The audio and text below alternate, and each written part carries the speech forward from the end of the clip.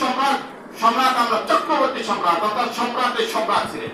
তার ভিতরে অন্যতম হচ্ছে জুলকারনাইন, যাকে সেকান্দার বাদশা হিসেবেও চিনি, যিনি উত্তর ও পশ্চিম দিকে সর্বপ্রথম এবং পৃথিবীর উত্তর এবং পশ্চিম সীমান্ত অতিক্রম করেছে। আর আরেকজন ছিলেন হযরত সুলাইমান আলাইহিস সালাম, যার কথা জিনেরা পর্যন্ত তার কথাগুলো শুনেছে। আপনার তার কথা বাতাস পর্যন্ত তার কথাগুলো শুনেছে। ওই যে আমরা একটা ঘটনা শুনি যে দাউদ আলাইহিস সালাম বিচার ফয়সালা করেছেন, কি তার বাতাস কি করেছে, তার গম আটা নিয়ে ফেলে দিয়েছে।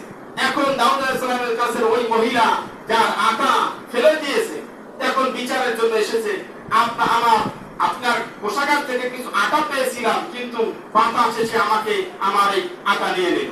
এখন আপনি এটা বিচার করুন। এখন এর বিচার করেন কিভাবে? এর বিচার করা যায় না। এখন দাউদ আলাইহিস সালাম বলল, এই মহিলাকে এক বস্তা গম দিয়ে দাও, আটা দিয়ে দাও, তাকে এক বস্তা আটা দিয়ে দেওয়া হলো। যখন তিনি যাচ্ছেন, সুলাইমান আলাইহিস সালাম বিষয়টা পর্যবেক্ষণ করে লক্ষ্য করে বলল, কি হয়েছে?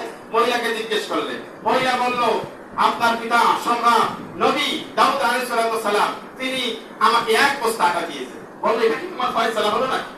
ওইটাও তোমার ফয়সালা হয় নাই। তোমার আটা ফেলে দিয়েছে বাতাসে, কেন ফেলে দিয়েছে এটা তুমি জিজ্ঞেস করো দিয়ে। সুবহানাল্লাহ। সুলাইমান আলাইহিস সালাম আবার তাকে পাঠালেন। ওই মহিলা যখন এসে দাউদ আলাইহিস সালামের কাছে বললেন,